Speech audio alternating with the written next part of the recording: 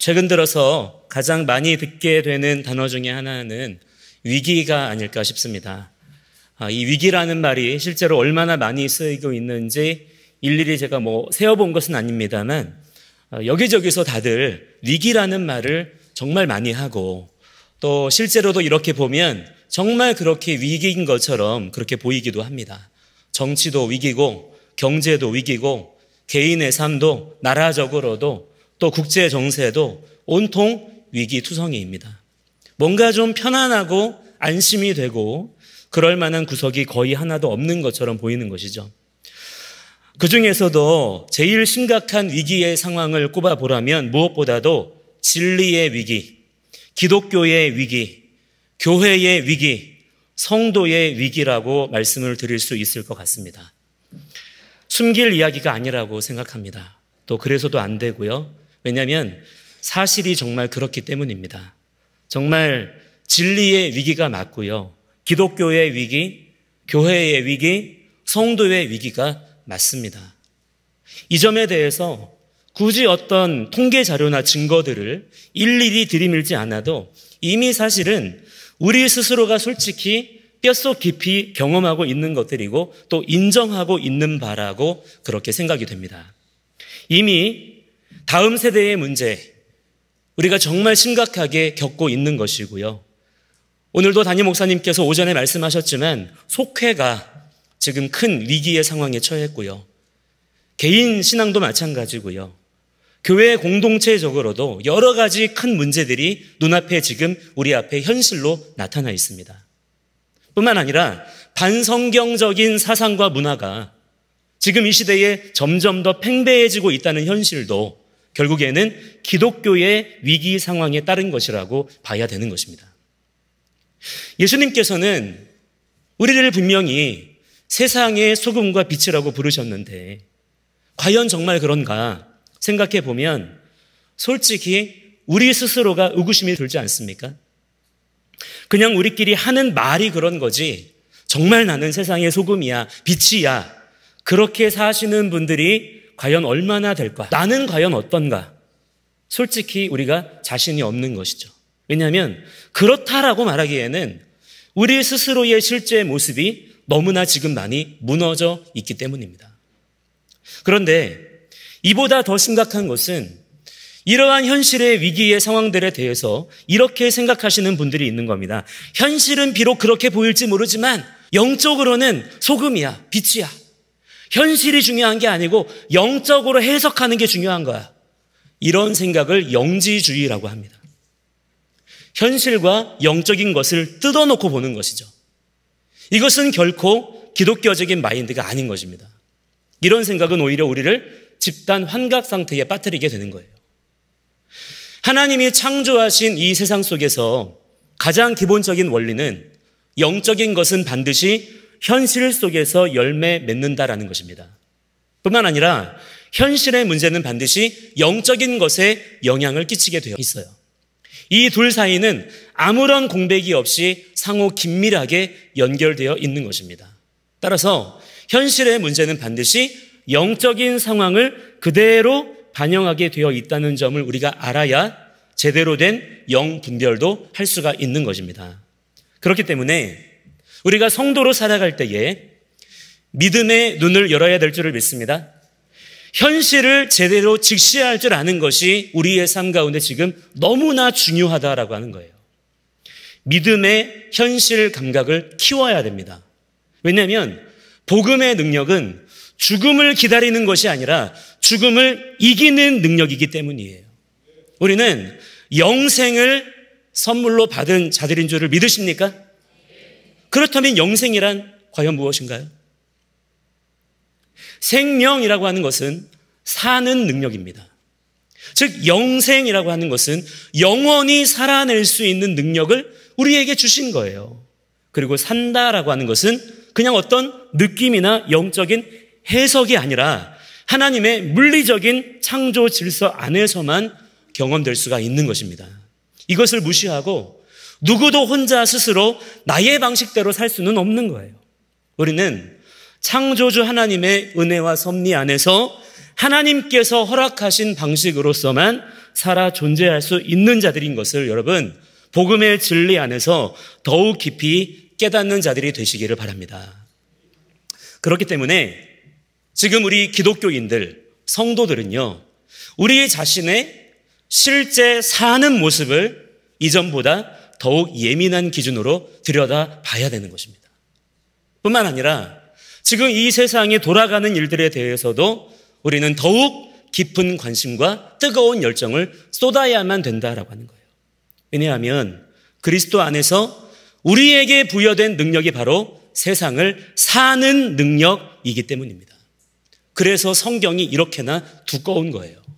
우리의 실제 살아가는 것들을 일일이 말씀으로 가르치시기 위해서.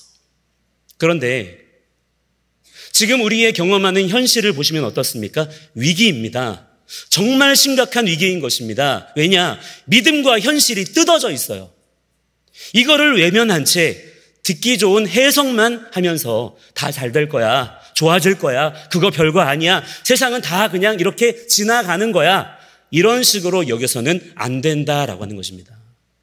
제가 예전에 전도사 때 학생들이나 청년들 또 어른 성도들에게도 마찬가지로 설교할 때 제가 여러 번이나 그런 말들을 했었어요. 여러분, 우리는 구름 위를 걷는 것처럼 살아야 됩니다. 현실에 마음을 두지 마시고 늘 저기 하늘 위를 생각하면서 기분 좋은 상상을 하면서 그렇게 사셔야 됩니다. 지금 생각해보면 완전히 미친 소리를 한 것이었어요.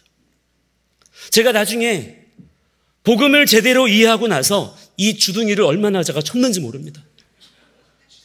화로다, 나여 망하게 되었도다, 나는 입술이 부정한 자로다. 얼마나 제가 회개했는지 모릅니다. 알지도 못하면서 그냥 막 떠든 거예요. 혹시 예전에 저의 그 했던 말들을 어렴풋이나마 기억하고 계시는 분들이 혹 여기에도 계시다면 부디 잊어주시기를 부탁을 드립니다. 용서해 주시기를 바랍니다.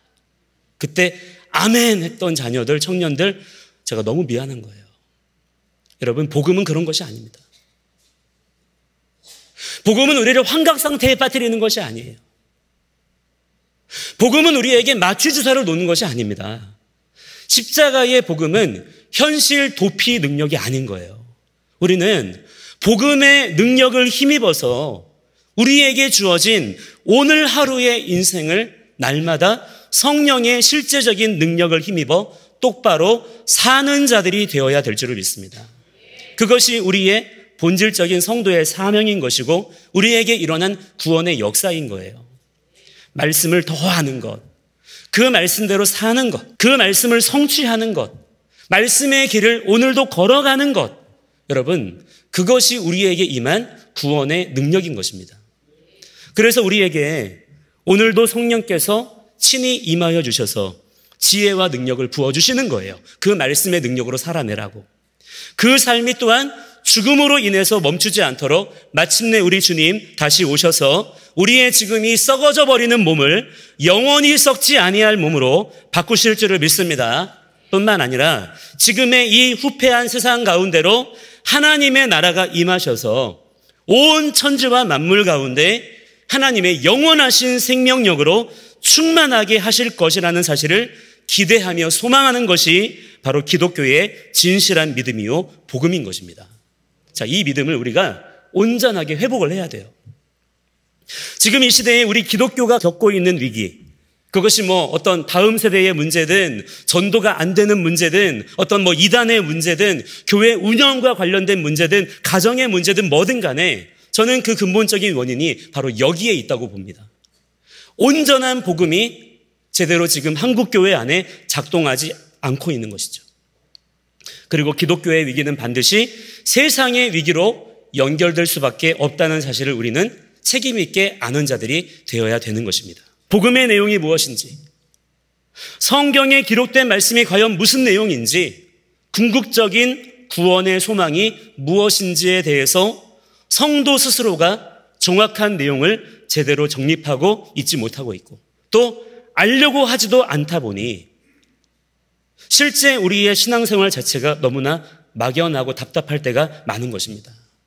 그러니까 우리의 자녀들도 그러한 부모 세대의 막연한 신앙생활을 눈앞에서 직접적으로 목격하면서 못 믿겠다는 겁니다. 그러니까 그들이 성인이 되면 너무나 당연하고 자연스럽게도 교회를 떠나버리게 되는 거예요. 세상도 마찬가지입니다. 지금 이 시대에 전도가 안 된다고 합니다. 실제로도 정말 그래요. 사람들이 복음을 좀처럼 안 받아들여요. 그런데 그 이유가 무엇일까요?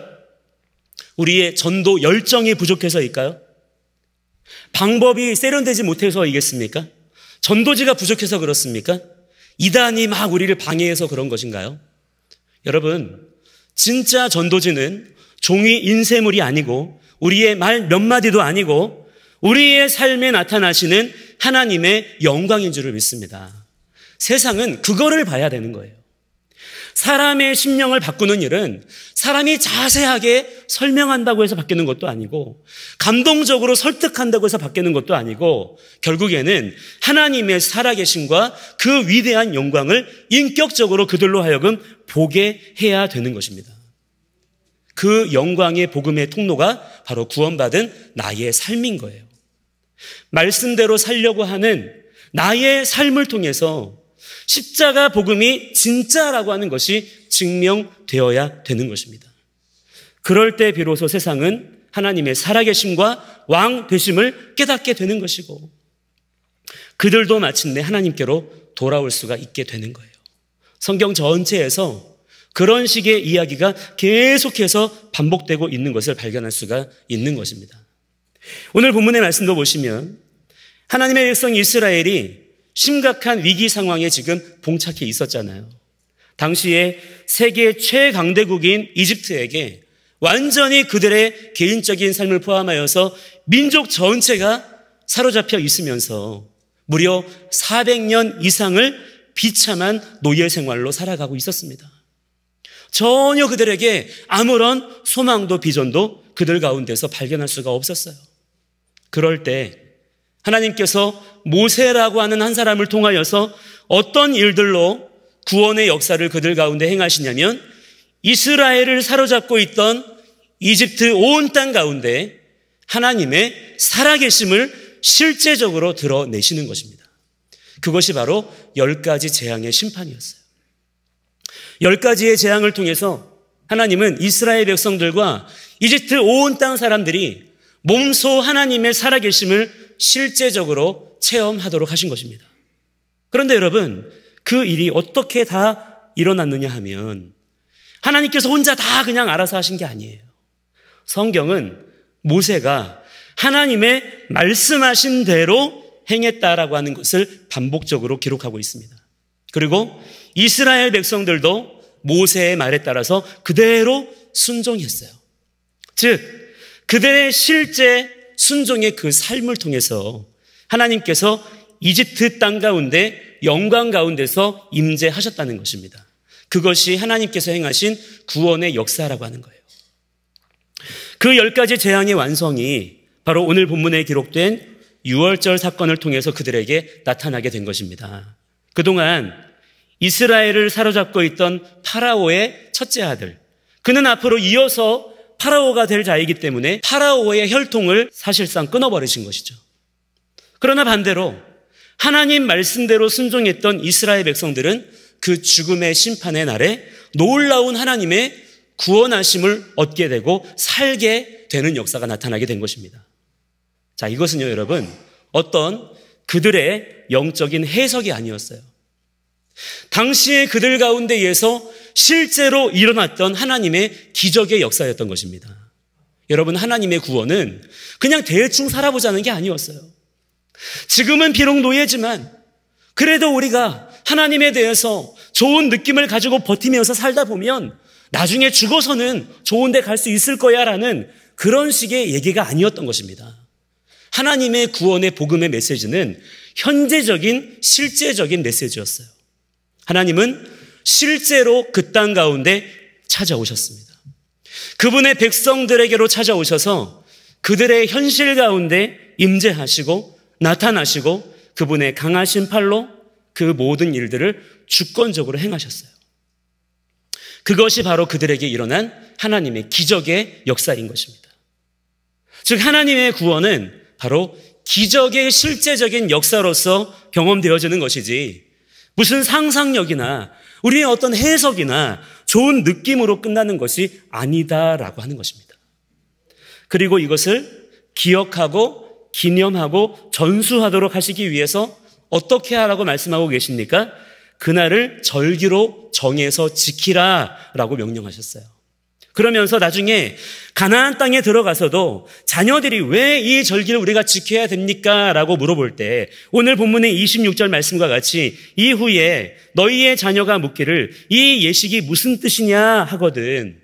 그러면 어떻게 하라는 것입니까? 27절에 보시면 너희는 이르기를, 즉 그들에게 말해주라는 것입니다. 함께 27절 말씀을 같이 읽어보도록 하겠습니다. 시작. 너희는 이르기를 이는 여호와의 유월절 제사라. 여호와께서 애굽 사람에게 재앙을 내리실 때에 애굽에 있는 이스라엘 자손의 집을 넘으사 우리의 집을 구원하셨느니라 하라 하매 백성이 머리 숙여 경배하니라. 아멘. 자, 무엇을 그들에게 말해주라는 것입니까? 무슨 어떤 종교의 교리나 어떤 지식이나 그들의 어떤 자의적인 해석이 아닌 것입니다. 실제로 그들 가운데에 있었던, 일어났었던, 그들이 실제로 경험했었던, 그들 가운데 임재하시고 나타나셨었던 살아계신 하나님의 기적의 역사를 증언하라는 거예요. 그렇게 이 절기를 지켜나가는 과정들을 통해서 이전에 직접적으로 기적을 눈으로 보며 자기 삶으로 경험했던 세대가 이제는 자기의 자녀 세대들에게 그 기적의 소문을 들려주어야 된다라고 하는 것입니다. 이것이 하나님의 백성들에게 내리신 준엄하신 명령이었어요. 그래서 그 세대들로 하여금 하나님의 살아계심을 듣게 하시고 알게 하시고 이를 통해서 그들이 직접적으로 보지는 못했지만 그러나 여전히 우리와 함께 하시는 그 하나님의 기적을 오늘의 삶 속에 그들이 또한 마찬가지로 기대하고 소망하고 갈망할 수 있는 믿음을 가질 수 있도록 그들의 자녀를 그렇게 믿음의 사람으로 훈련시키는 것입니다. 그렇게 믿음이 전수되어져야 된다는 점을 하나님께서는 자기 백성들에게 말씀하고 계시다라고 하는 거예요. 그런데 여러분, 결과적으로 이 일이 어떻게 되었습니까? 이스라엘 백성들이 이제 가나안 땅에 들어가게 되었을 때에 본격적으로 오늘 이 말씀들에 대해서 순종해야 될 때가 되자 그들이 오늘 하나님께서 말씀하신 대로 그렇게 하지 않았어요. 자손들에게 하나님의 기적의 소문을 듣게 하지 않았습니다. 그들에게 그 이야기를 들려주지 않았어요. 그냥 그 땅에서 열심히 살았어요. 자기 사는 일에 바빴어요. 점점 그들 스스로가 하나님께서 행하셨던 그 일들에 대해서 이제는 잊어버리게 되었고요. 형식적인 종교 생활만 겨우 간신히 남아있을 뿐이었습니다. 결국 시간이 흘러서 세대 교체가 되었을 때에는 이스라엘 민족 전체가 이미 하나님을 떠나버린 상황이었고요. 온 나라가 우상 천지가 되어버렸어요. 그것이 바로 사사기의 내용인 것입니다. 여호수아서의 찬란했던 승리의 역사가 바로 그 다음 성경인 사사기에 가서는 완전히 무너져 버린 것이죠. 그 이유가 뭐라고요? 기적의 소문을 전하지 않았기 때문인 것입니다. 말씀을 가르치지 않았다는 게 아니에요. 여전히 이스라엘 백성들 가운데 말씀이 있었어요. 절기를 지키고 있었고요. 제사도 드리고 있었습니다. 그런데 살아계신 하나님에 대한 소문은 듣지 못한 거예요. 그래서 점점 하나님이 그들의 조상들에게 실제로 나타나셨던 일들, 행하셨던 일들, 하나님께서 베푸신 은혜에 대해서 잊어버리게 되었더라라고 하는 것입니다. 여러분, 과연 이스라엘이라는 존재가 여호와 하나님 없이 설명할 수가 있습니까? 그들은 그냥 이집트 땅에서 이름도 없는 노예 집단에 불과했던 사람들이었어요. 남의 나라에 얹혀 살면서 벽돌이나 굽고 짐승처럼 취급받으면서 매질이나 당하고 심지어요 강제로 자기 아이를 빼앗겨서 잡아 죽여도 저항 한번 제대로 할 수 없었던 그런 연약하고 비참한 존재들이었습니다. 하나님의 주권적인 능력으로 출애굽하게 된 이후에는 뭐가 달라졌나요? 애굽 땅을 나왔어도 그들이 살게 된 곳은 버젓한 나라가 아니라 아무도 거들떠보지 않는 광야였어요. 만약에 그들 가운데 하나님의 주권적인 구름기둥과 불기둥이 없었다라고 한다면, 그러한 하나님의 임재가 함께 하시지 않았다 그러면 그들은요, 메마른 광야에서 떠돌고 있는 그냥 방치되어져 있는 난민들이었을 뿐 정말 아무것도 아닌 존재들이 바로 그들이었습니다. 나중에 그들이 여차저차해서 가나안에 들어가게 되었을 때에도 여호수아서에 다 나옵니다만, 그들이 스스로 자기들이 싸워서 이긴 전쟁이 뭐가 있습니까? 전부 다 하나님이 이미 승리하신 자리에서 하나님이 주신 전리품을 취했을 뿐인 거예요. 그들은 사실 전쟁을 치렀다라기보다는 하나님이 싸우시고 승리하시는 자리에 사실상 목격자로서 거기에 갔던 것이지, 그들의 승리로 얻어낸 것이 사실은 하나도 없었던 것입니다. 그런데 여러분, 그들이 이러한 하나님의 주권적인 은혜 가운데 그 약속의 땅 가나안 땅에 정착해 들어가 살면서 결국 어떻게 되었더라는 것입니까? 하나님을 결국 다 잊어버리더라는 거예요. 왜 그래요? 누가 말해주지 않으니까요. 하나님께서 실제로 그들에게 행하신 일들에 대해서 아무도 들려주지 않으니까요. 그러니 어떻게 됩니까? 하나님에 대한 기대 자체가 그들 가운데에서 없어져 버렸어요. 무슨 문제가 생겨도, 어려움이 생겨도 하나님을 그들이 더 이상 찾지 않게 되는 것입니다. 스스로 다 할 수 있게 되어서가 아니에요. 하나님을 현재의 하나님, 내 삶의 실제적인 주권자로 그들이 인정하지 않았기 때문인 것입니다. 자, 그런데 이것이 지금 우리나라의 상황, 지금 이 시대의 한국교회의 영적 상태가 이와 똑같습니다. 이 나라 대한민국이 말이죠, 조선 말기만 하더라도 여러분 대체 어떤 나라였는지 아십니까? 지난달 추천도서 여러분 헤리티지라는 도서를 소개해드렸는데, 그 책을 보시면요, 사진 자료들과 함께 자세한 역사적인 설명들이 아주 잘 되어 있습니다. 이미 지나갔지만 꼭 우리 성도님들이 사서 보셨으면 좋겠습니다. 우리는 지금 우리나라의 역사에 대해서 너무나 막연한 동화책 같은 판타지들을 가지고 있어요. 우리는 예로부터 백이민족이었고 순결한 단일민족이었고 순고한 민족의식을 가진 자들이었고 등등등, 이런 식으로 자기 스스로를 높이는 이야기들만 그렇게 하고 있지만요, 사실은 전 세계에서 그 당시에 조선처럼 비참한 나라와 민족이 없었다는 것입니다. 한 예로 우리나라를 외국에서 고요한 아침의 나라라 불렀다고 해서 이거를 우리는 대부분의 사람들이 좋은 뜻인 줄 알고 있어요. 그만큼 우리나라는 고결한 민족이었고 순결한 민족이었다, 이런 식으로 인용하고 해석하지만요, 실제 그 표현을 처음 사용했던 외국인들은 어떤 의미로 이 말을 썼냐면, 그만큼 그 나라 조선은 희망이 없는 나라다, 여기는 정말 죽은 땅 같다, 진짜 암울하다, 너무나 비참한 땅이다, 그게 그 당시에 조선의 모습이었다는 것입니다. 그래서 옆나라 일본에게 무려 36년 동안이나 억압을 당했던 거예요. 그런 나라를 하나님께서 너무나 놀라운 기적을 더하셔서 그 암울한 시절에 이승만이라고 하는 한 사형수를 깨우셔서 정말 말도 안 되는 상황 속에서 나라를 살리고자 하는 뜨거운 비전을 그에게 강권적으로 그 가슴 속에 심어주시고, 마치 성경 속에서 다니엘이나 요셉 같은 사람들이 겪었었던 일들을 그에게도 동일하게 겪게 하시는 거예요. 그리고 그 한 사람을 이 민족의 지도자로 세우셨습니다. 마침내 광복 후에 자칫 공산당에게 송두리째 완전히 넘어갈 뻔한 위기 가운데 있었던 이 땅 가운데 대한민국 자유민주주의 국가를 건국하게 하시고 지금에까지 이르게 하시면서 자유민주주의 국가로서의 전무후무한 놀라운 자유와 번영을 이룰 수 있게 하신 거예요.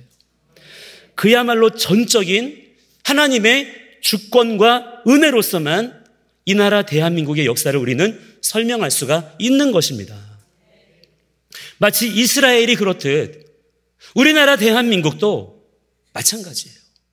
하나님의 실제적인 기적의 역사를 빼고는 도무지 설명할 수 없는 나라인 것입니다. 그것이 우리나라의 실제 역사인 거예요. 그런데 지금 이 나라 국민의 마음이 대체 어떻게 되었습니까? 그 받았던 은혜, 그 하나님의 놀라운 기적의 역사를 다 잊어버렸어요. 이제 좀 먹고 살만하니까 우리가 어떤 형편이었었는지를, 우리가 대체 어떤 은혜를 입었었는지를 완전히 망각한 채로 스스로 자고하여졌습니다. 왜 그렇게 되었을까요? 기적의 소문을 들려주지 않았기 때문인 것입니다. 오히려 지금 전 국민들, 모든 학생들, 자녀들에게 국가교육당국이 교육 정책으로 정한 공교육 커리큘럼에서 뭐라고 가르치나요? 대한민국의 건국사는 하나님의 은혜도 기적도 아니고 그냥 폭력이었다는 거예요. 학살이었다는 것입니다. 독재였다는 거예요. 은혜가 아니고 영광도 아니고 수치였다고 가르치고 있는 것입니다. 그걸 전 국민에게 교육이랍시고 역사랍시고 가르치고 있는 거예요. 그렇게 교육받은 국민들이 하나님이 주신 자유와 번영을 스스로 지금 무섭게 포기하고 있어요. 이 놀라운 은혜 입은 나라를 스스로 헬조선이라 그렇게 저주하고 있습니다. 그러니 여러분, 이러한 상황이 얼마나 속이 터지고 답답한 위기의 일입니까? 그렇다면 적어도 우리 그리스도인들만큼이라도 정신을 차리고 이러한 상황들을 자각하고 회개를 외치며 민족을 깨워야 될 텐데, 우리부터가 신앙은 신앙이고 세상은 세상이야, 아직도 이러는 교회와 성도들이 많으니 지금 상황이 너무나 안타깝다 못해 비참하고 답답한 것입니다. 하물며 하나님은 오죽하시겠느냐 이 말이에요. 제가 방금 했던 이 꼭지의 똑같은 얘기를 사실은 지난주 월요일 새벽에 호세아서 설교를 하면서 얘기를 했었습니다. 그때 들으셨던 분들이 여기 또 많이 계시기 때문에 제가 알아서 자수를 하는 거예요. 그렇다고 제가 할 얘기가 없어서 했던 얘기 또 울거먹는 게 아니고요. 자, 여러분, 이 주제가 제가 다음 세대 선교를 맡아보고 있고요. 지금 청년부를 맡아서 지금 지도하고 있는 저의 눈에는 너무나 이것이 크게 보이는 거예요. 너무 선명한 문제로 보입니다. 계속해서 가슴에 불이 지펴져요. 이 현실적인 문제가 해결되지 않고는 아무리 복음을 전한다 한들 사실상 밑빠진 독에 물붓기와 매한가지이기 때문입니다.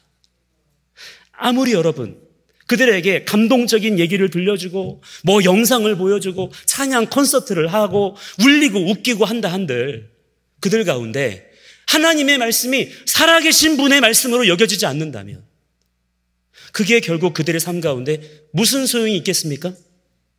왜 지금의 세대가 이처럼 자기가 사는 나라를 저주하게 되었고 결과적으로는 하나님을 싸잡아서 비난하게 되었는가? 왜 건국된 지 100년이 채 되기도 전에 이러한 비참한 현실들을 우리가 지금 겪게 되었는가? 저는 솔직히 그렇습니다.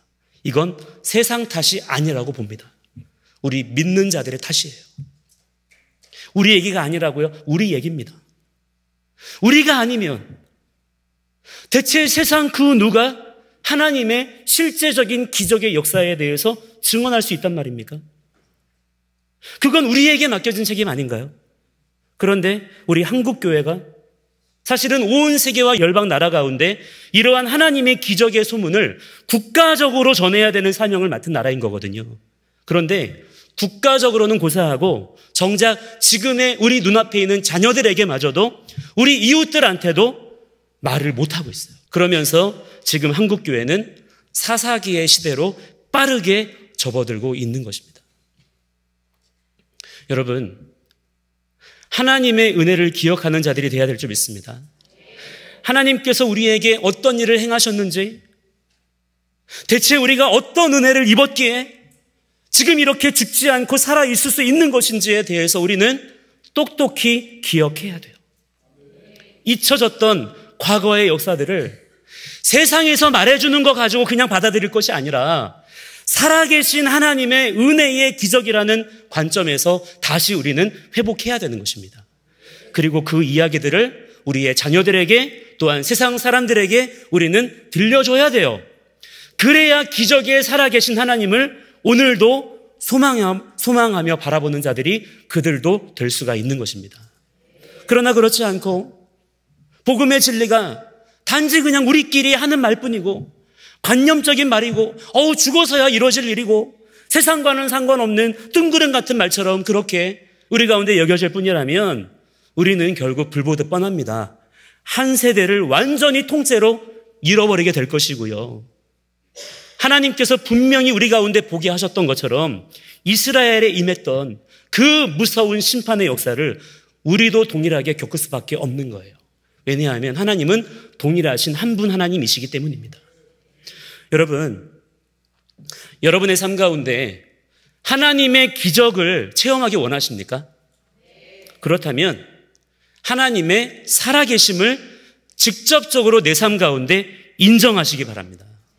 자녀들에게 또 세상 사람들에게 믿는 대로 행동한다는 것이 무엇인지를 여러분 제대로 보여주시기 바랍니다. 예를 들어서 여러분 이런 겁니다. 동성애를 반대하시고 여러분 차별금지법을 반대하십니까? 하나님께서 이 모든 악법들을 막아주시기를 원하십니까? 그렇다면 여러분 우리가 어떻게 해야 될까요? 그렇게 해달라고 하나님께 그냥 소리만 지르면 되겠습니까? 기도해야겠지만 하나님께 간구해야 되겠지만 또한 그와 함께 뭐가 있어야 될까요? 그러한 정책과 법안을 추진하는 사람들과 정당에는 투표를 안 해야 되는 것이죠. 그러면 그러한 믿음의 사람들의 실제 말씀에 따르는 그 구체적인 행동들 때문에 하나님의 기적의 역사가 이 땅 가운데 나타나게 되는 것입니다.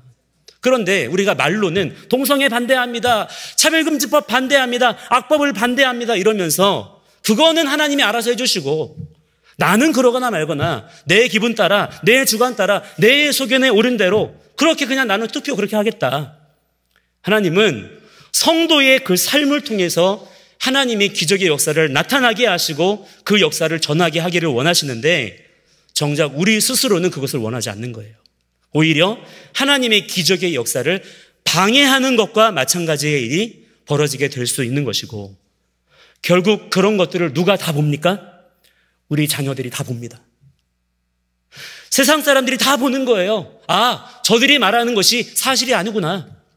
저들이 얘기하는 그것이 사실은 진리가 아니구나. 다 눈앞에서 똑똑히 보는 것입니다. 그래서 지금 이 시대 가운데 예수 그리스도의 십자가의 복음이 힘이 없는 거예요. 세상 가운데 한 번 제대로 부딪혀 보지를 못하는 것입니다. 여러분, 부딪혀 보기라도 해야 뭐라도 이뤄낼 수 있지 않겠습니까? 여러분, 기적의 하나님을 믿음으로 바라보는 자들이 되시기를 바랍니다. 그래서 여러분 자신의 겸손한 순종의 삶을 통하여서 여러분 정말 기적의 주인공이 되시기를 바랍니다.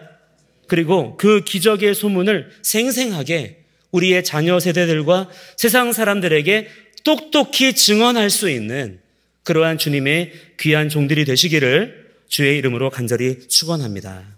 함께 기도하겠습니다. 사랑과 은혜가 풍성하신 아버지 하나님, 은혜와 사랑을 감사합니다. 주님께서 하나님의 주권적인 은혜 가운데 기적의 역사를 통하여 우리를 구원하여 주셨습니다. 우리로 하여금 죽지 않고 살아서 하나님의 일들을 증언하는 사명을 맡게 하셨습니다. 그러나 우리 스스로가 교만하여져서 하나님의 기적의 소문을 제대로 증언하지 못하였을 때에 하나님, 지금 우리 눈앞에 펼쳐진 현실은 우리의 다음 세대를 송두리째 통째로 세상 가운데 빼앗기게 생겼습니다. 하나님, 이 나라 가운데 십자가의 복음이 조롱과 멸시의 상황을 면치 못하고 있습니다. 하나님, 우리에게 맡겨진 복음 증거의 귀한 사명을 온전히 감당하는 자들이 될 수 있도록 우리에게 믿음의 용기와 능력을 더욱 허락하여 주시옵소서. 성령 하나님, 우리에게 오늘도 말씀하여 주셔서 그 말씀에 따라 한 걸음 한 걸음 순종하며 걷는 자들이 될 수 있도록 우리의 삶을 붙드시고 인도하여 주시옵소서. 감사와 찬송을 주님께만 올려드리며 살아계신 우리 구주 예수 그리스도의 이름으로 간절히 기도드립니다. 아멘.